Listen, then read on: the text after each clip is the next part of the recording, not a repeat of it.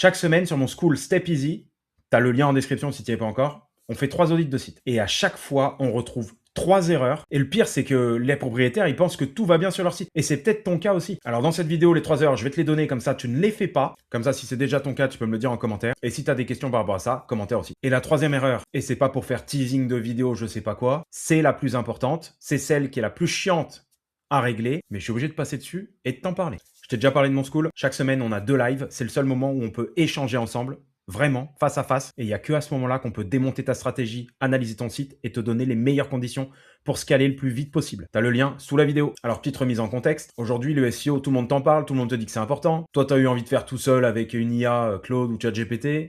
Mais concrètement, tu as mis ton site en ligne, tu as fait quelques pages, tu as peut-être écrit quelques articles, fait 1 ou 2 posts sur Instagram ou sur Facebook, et puis plus rien. Et plus le temps passe, plus tu doutes, plus tu te dis qu'il faut faire des pubs, qu'il faut investir de l'argent à droite à gauche, qu'il faut aller voir des influenceurs, que ce soit un site e-commerce, service, SEO local, ce que tu veux. Tu te dis aussi que ton secteur il est beaucoup trop concurrentiel, que le SEO est mort. Mais moi je pense que le vrai problème, il fait partie de ce que tu fais, et il fait sûrement partie des 3 erreurs dont je vais te parler maintenant. Donc l'erreur numéro 1, les mots-clés. C'est la plus fréquente. Pas inventer la poudre. Tu cibles le mauvais mot-clé. Oui, on connaît Arnaud, gna gna gna. Écoute, mettons que tu sois artisan. T'es plombier. À Lyon. Tiens, et tu veux te positionner sur plombier Lyon. Bah c'est normal, je suis plombier, je vais être plombier à Lyon. Et je vais remonter sur Google en premier. Sauf que ça, c'est ce qu'on appelle une requête générique. C'est les requêtes principales. Et si on va un petit peu sur SEMrush et j'attends les gens pour me dire oui, c'est pas fiable, etc., on a une estimation de la difficulté de se positionner. Quand c'est vert, c'est facile, plus ou moins. Vert foncé, un peu moins facile. Jaune, ça devient compliqué. Rouge, c'est quasiment impossible si t'es nouveau. C'est une estimation, c'est pas la vérité. Mais donc là, tu vois, plombier Lyon, c'est jaune. Plombier à Lyon, c'est jaune. Par contre, quand tu descends un peu, plombier Lyon 3, donc 3e arrondissement, 7e, etc., je cherche un petit peu, on est dans le vert. Tiens, je vais regarder, je fais une estimation. Tiens, plombier Lyon 4. Je connais pas Lyon, enfin, au niveau des arrondissements. Donc, si je fais une mini-analyse comme ça, c'est rapide et pas du tout poussé encore une fois parce que c'est pas hyper fiable SEMrush, je vois que j'ai des requêtes en jaune et je vois que j'ai des requêtes en vert. Ton avis, vaut mieux se positionner sur une requête en vert ou sur une requête en jaune? Bon, au-delà de ça, c'est pas une seule requête qui va faire que tu vas remonter.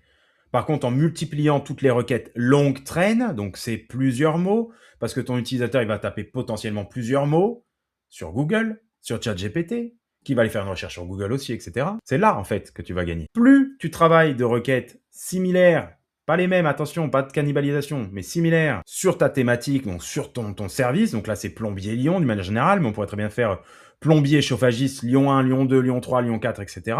Donc avec une stratégie de page locale parce que tu es en local, même pour avoir dans les urgences. Et là, je suis allé sur Alloscan pour mettre plombier chauffagiste Lyon parce que c'est une requête qui est potentiellement intéressante. Et moi, ce que je vais faire, c'est que je vais dire, ok, bah, maintenant je vais être aussi expert sur cette thématique, donc je vais aller en chercher plein. Et donc là, je vais aller voir par exemple les questions liées, je vais répondre à toutes les questions liées. Attention, pas de cannibalisation encore. Je vais aller voir toutes les recherches liées, je vais voir si je peux mettre des recherches liées qui sont logiques avec. Et avec toutes ces petites pages qui sont une page, une intention ou une page, un mot-clé, on fait un lien vers la page service depuis chaque article pour donner un maximum de puissance SEO vers la page de service principale. Donc ton job à toi, en résumé, c'est de travailler la longue traîne, des requêtes précises qui envoient toutes vers ta page service. Tu drives tout ton trafic qui arrive de Google depuis toutes ces pages-là vers ta page service pour convertir. Et si tu sais pas comment trouver tes mots-clés, parce que tu comprends pas ce que je te dis et c'est du charabia, tu vas dans le school, formation on-site, et là tu as 14 modules, 5 pour comprendre les mots-clés sur la théorie et 9 sur la mise en pratique. T'as plus d'excuses là pour pas trouver tes mots-clés business. Erreur numéro 2, et celle-là, elle est flagrante, c'est la rédaction de contenu. Tout ce qui est création. Mettons qu'on soit juste sur la partie article de blog. Là. Vous êtes pour une grande partie, alors peut-être en optimisant un tout petit peu, à aller sur ChatGPT, Claude et compagnie et à faire « J'ai un site de plombier à Lyon, rédige-moi un article sur le meilleur plombier à Lyon. » Et dis bien que c'est moi le meilleur plombier à Lyon. Alors là, ChatGPT, il est parti.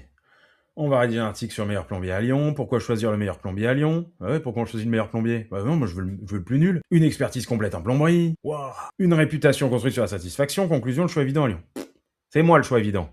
Eh ben non, il se passe 2 choses là. Déjà, l'article est vide. Le contenu, il est vide. Le contenu, il est tellement générique que personne n'a envie de savoir ce que c'est. Moi, si je te dis le meilleur plombier à Lyon, pourquoi le choisir? Tu vas me dire, bah Arnaud, oui, évidemment que je choisis le meilleur plombier à Lyon pour un problème de fuite. Donc premièrement, ton contenu, il est vide. Il apporte rien. Il n'y a pas d'études sémantiques dedans, par rapport à tes concurrents qui doivent être déjà positionnés. Il est imbuvable à lire, même s'il est rapide et plutôt court. Et ensuite, il répond pas du tout à l'intention de recherche. Parce que ça, on l'oublie aussi, l'intention de recherche. Et ouais, quand ChatGPT, il écrit comme ça, n'importe comment. C'est quoi l'intention de recherche derrière meilleur plombier à Lyon? Bah, potentiellement, c'est quelqu'un qui tape meilleur plombier à Lyon. Il veut soit un comparatif des plombiers à Lyon avec un top 1, top 2, top 3, top 4, top 5, pour après faire son choix. Et il veut des éléments comparatifs. Pourquoi c'est le meilleur? Moi, si je tape meilleur plombier à Lyon, Soit on me balance le meilleur plombier à Lyon, c'est le top 1, et on me dit c'est celui-là parce que il a 18 médailles, il est allé chez 200 clients, il a 500 avis clients, etc., etc. Soit je veux un classement pour faire mon comparatif. Donc voilà, ça fait déjà 2 éléments qui sont pas bons pour toi. Alors qu'un vrai contenu, je vais t'en montrer un exemple. Prendre mes sites, IMO, vendre sa maison, 3 stratégies. Alors j'ai rédigé avec un outil que j'utilise pas mal. T'as le lien en description si tu veux, c'est Wisewand. Si tu veux le tester. T'arrives sur ton contenu, t'as un résumé parce que les gens ils ont pas envie de lire aujourd'hui, ils ont envie d'aller vite. Et s'ils veulent approfondir, ils peuvent aller derrière approfondir un petit peu. Une intro, bon. On est sur vendre sa maison rapidement, les 3 stratégies pour réussir. Donc là, je m'attends à voir quoi? Bah, je veux vendre ma maison et je veux 3 stratégies pour faire une bonne vente. Et là, c'est là que le logiciel est bon. C'est que vendre sa maison rapidement, la bonne stratégie pour transformer l'essai. Donc il y a une première stratégie. Une méthode classique qui est expliquée. Vendre vite et bien. Donc si t'es pas dans le top, dans la meilleure stratégie que tu, si elle te parle pas. Une autre stratégie encore, s'entourer d'une équipe gagnante. Bon, les allusions au rugby, etc. dans la création de contenu, parce que c'est mon personnage qui est un peu comme ça. Vente ultra rapide, bref, voilà, je te fais pas tout, mais en gros, l'article est structuré, on a envie de le lire, il y a des tableaux, il y a des boutons d'action dedans, on a des visuels aussi. C'est un exemple, il y en a plein d'exemples comme ça. Mais en gros, c'est pas du hasard, c'est juste, tu crées un contenu pour quelqu'un qui a envie de lire un contenu et tu lui fais quelque chose de propre, c'est tout. Et la troisième erreur, c'est tout le pilier technique que tu mets de côté, qui est mis de côté par les gens. Il y a 2 choses que tu peux faire. Et je vais t'en parler un peu plus en détail après. Tu installes ta Search Console, j'espère que tu l'as. Tu vas dans Page, ici, Indexation, Page, et tu règles tous les problèmes qu'il y a ici. D'accord? Alors, il y en a certains qu'on ne peut pas solver, tu vois.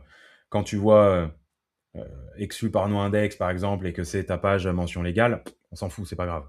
Par contre, quand tu vois que c'est exclu par no-index et tu as 15 pages d'articles de blog que tu as rédigés sur les 2 dernières semaines, il y a un problème.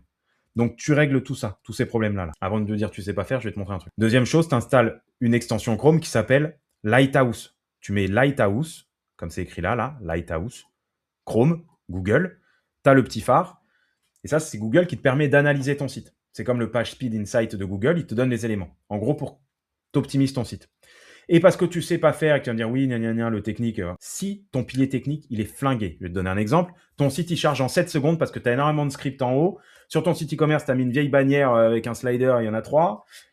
Pour mettre en avant tes promos comme les concurrents qui ont des sites qui chargent avec des modules de fou et des serveurs de fou. Bref, ils chargent ton site. Les gens qui sont sur mobile, qui sont pressés, comme les gens ils sont toujours pressés aujourd'hui, bah, ils vont se barrer. Aujourd'hui, un site qui charge en plus de 3 secondes, c'est 70% de perte. Est-ce que tu réalises la perte de chiffre d'affaires qui est potentiellement derrière? Si tu as un site qui est optimisé pour convertir, on parle de Cro et compagnie. Donc, et là, je te parle juste du temps de chargement. Il y en a d'autres, des éléments.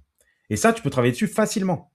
Et tout ce qui est pan technique, si tu sais pas faire, tu vas me dire, je te parle trop de mon school, je m'en moque. Dans le mois 1 sur le school, on a réglé en une action par jour tout le pan technique de ton site, avec une vidéo, une explication, et tout est écrit. Comme ça, si on parle trop vite, s'il y a un truc que tu n'as pas compris, tout est écrit, noir sur blanc. D'accord? Tu as tout le pilier technique dedans. Tu peux utiliser des outils gratuits, on te parle de tout, des éléments principaux, et là, tu fais ça. Franchement, ça fait quoi de prendre un tout petit peu de temps pour régler la partie technique? Tu fais ça, je te promets que ton site, après, il explose. Si tu mets bien en place la bonne partie contenu, la bonne partie mots-clés qu'on a parlé, tu fais un peu d'autorité sur ton site, les backlinks, les réseaux sociaux, etc. Est-ce que tu as des questions par rapport à ça? N'hésite pas à mettre tes questions en commentaire, j'y réponds. Je te remercie et je vous remercie à tous ceux qui me laissent des petits commentaires en me disant bravo, merci, etc. Ça me fait plaisir. En plus, ça m'aide, ça aide l'algo Google, YouTube, c'est les mêmes de toute façon, à me pousser. Et aussi, un petit like, un petit abonnement si tu n'es pas abonné, ça aussi, ça m'aide énormément. Tu as toutes les informations pour progresser. Tu as les liens en commentaire si tu veux tester Wisewand ou si tu veux rejoindre le school. Et je te dis à bientôt. Ciao!